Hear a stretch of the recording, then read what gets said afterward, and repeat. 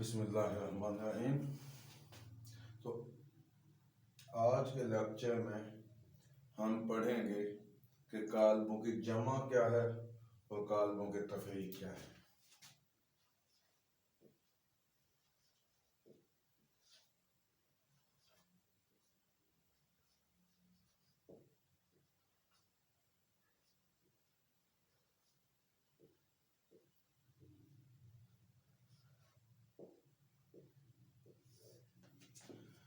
तो कालमों की जमा और तफरीक में जो सबसे पहली बात है वो ये है कि इनका आपस में हम मर्तबा होना जरूरी है। अगर कालब हम मर्तबा होंगे तो जमा तफरीक मुमकिन है, वरना नहीं।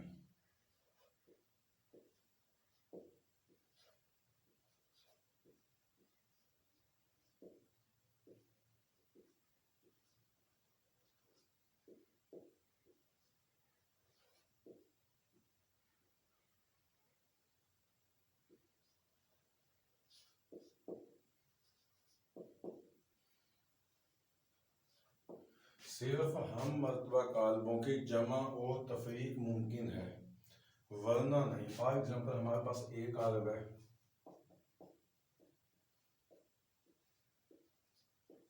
अब इसका मर्तबा 1/3 है।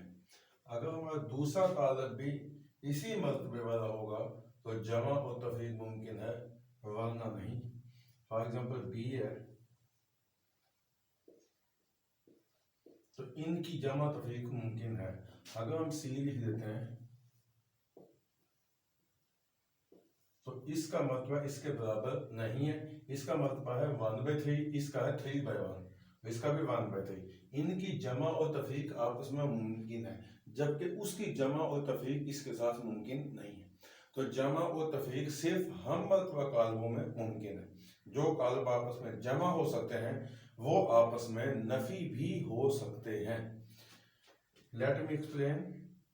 ए जमा बी, तो ए कालब हमने लिखा, जमा बी का कालब लिखा, तो इनको हम जमा करते हैं।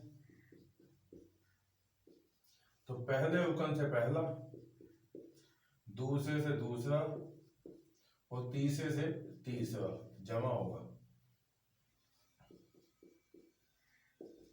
तो 5, 7 और 9 ये इनकी जमा है।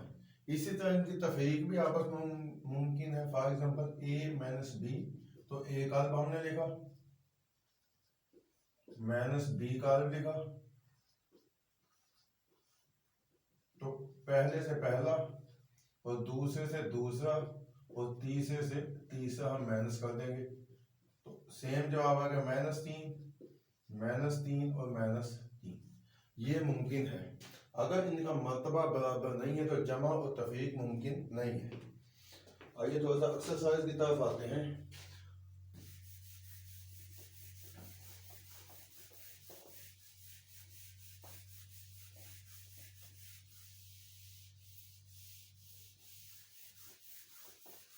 अब एक्सरसाइज में कहता है कि कौन कौन से कालब एक दूसरे से जमी खासियत रखते हैं और कौन से नहीं रखते।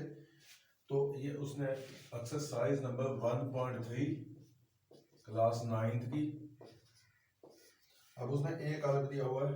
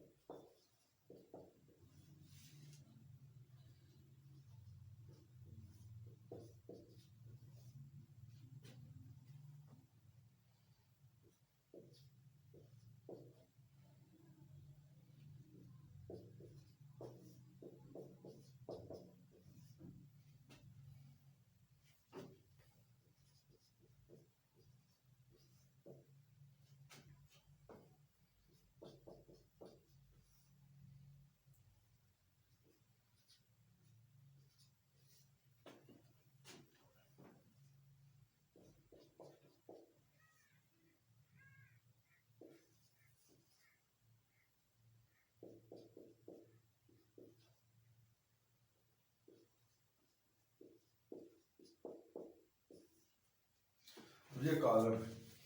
तो पहले भी मैंने आपको ये बात बताई थी कि जिन काल्पों के एलिमेंट्स के अंदर जमा या नफी की अलामत आती है तो उनको जमा करना या नफी करना मुमकिन है, वरना सॉरी जिन काल्पों के एलिमेंट्स के अंदर जमा या नफी की अलामत आती है पहले हम उनको हल करेंगे।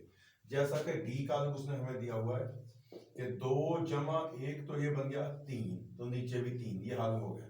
इसी तरह ये एफ काल्प उसने हमें दिया हुआ है, इसको हम हल करेंगे 3 2 1 और 1 2 हो जाएगा, -4 3 और 2 5 और 2 और 1 3, ये एफ काल्प है। इनको हमने किया हल। अब देखते हैं ए काल्प। सबसे पहले हम इनके मर्तबे देखेंगे कि ए काल्प का मर्तबा 2/2, तो हमें दूसरा कोई ऐसा काल्प ढूंढना पड़ेगा जिसका मर्तबा 2/2 हो। तो इसका मर्तबा 2/1 है, इसका मर्तबा 3/2 है, इसका मतलब मर्तबा भी 2/1 है और इसका भी 2/2 है। तो ए और ई ये आपस में जमा मुमकिन है, यानी कि ये आपस में जमी खासियत रखते हैं, ए एंड ई। अच्छा, तो बी का मतलब 2/1, तो इधर डी को हमने हल किया तो matrix B and matrix D.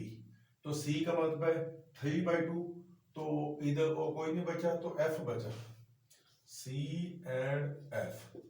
ये आपस में जमी खासियत रखते हैं, यानी इनको हम आपस में जमा कर सकते हैं। क्यों कर सकते हैं? क्योंकि इनके मर्तबे आपस में बराबर है। जब मर्तबे बराबर होंगे तो जमा भी मुमकिन है, अगर मर्तबा बराबर नहीं है तो जमा भी मुमकिन नहीं है। तो अब अगले सवाल की तरफ आते हैं कि जमी माकूस। तो किसी भी काल्प का हम इन्हीं की एग्जांपल देते हैं।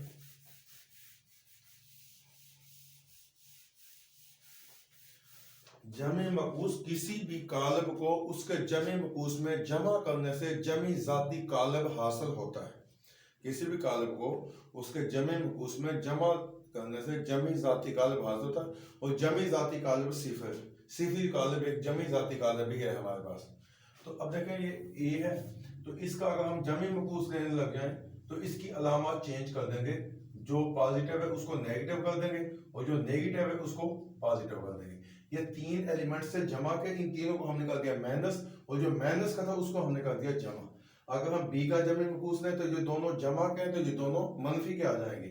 सी का जमी मकूस लें तो ये पहला कॉलम सारा मस्बत है तो ये सारे मनफी में आ जाएंगे, और 0 ना मस्बत है ना मनफी, तो -1 और -2 ये दोनों माइनस के हैं तो ये जमा में आ जाएंगे। तो ई कॉलम में ये एक जमा का हो जाएगा, ये नीचे वाले दोनों मनफी हो जाएंगे।